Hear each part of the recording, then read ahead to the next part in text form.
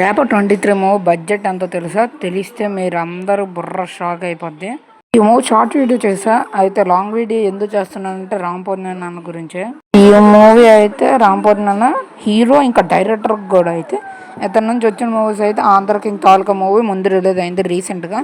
So ఈ movie talk అయితే పర్లేదు, హిట్ టాక్ వచ్చింది. మూవీ అయితే చాలా బాగుంది, కానీ కలెక్షన్స్ పరంగా దెబ్బేసింది. తర్వాత డబల్ మాట, దీని గురించి ఎంత తక్కువ మాట్లాడుకుంటే అంత మంచిది.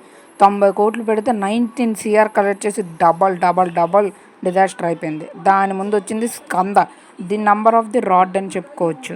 మూవీ కలెక్షన్స్ బడ్జెట్ పక్కన పెడితే అందులో ఫిజిక్స్ ఉండదు, ఏటి బాగోదు. రామ్ పోతినేని స్క్రీన్ ప్లే కూడా అంత బాగోదు.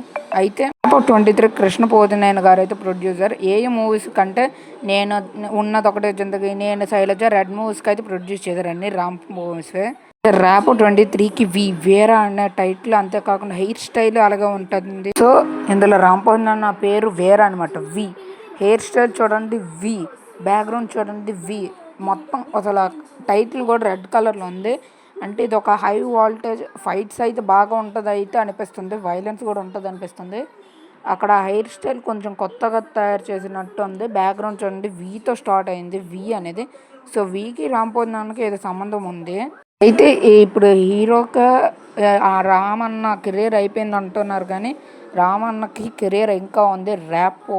అయితే ఈ మూవీతో హిట్ అయితే కొట్టాల్సింది, ఎందుకంటే అన్నకు ఫ్లాప్స్ ఎక్కువ అయిపోతున్నాయి.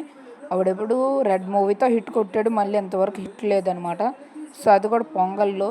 సో ఇంతవరకు హిట్ లేదు. అయితే ఈ మూవీ December 2026లో రిలీజ్ చేయడానికి మేకర్స్ ప్లాన్ చేస్తున్నారు.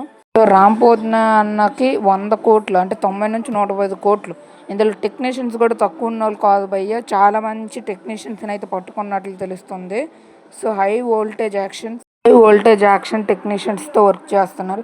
సో ఈ మూవీతో రామ్ పోతినేని మ్యాక్సిమం హిట్ కొట్టాలి అని కోరుకుందాం. సో ఈ మూవీతో కానీ హిట్ కొట్టాడంటే హీరో అండ్ డైరెక్టర్గా అయితే హిట్ కొట్టిన వాళ్ళ కింద వెళ్ళిపోతారు రామ్ పోతినేని మాత్రం.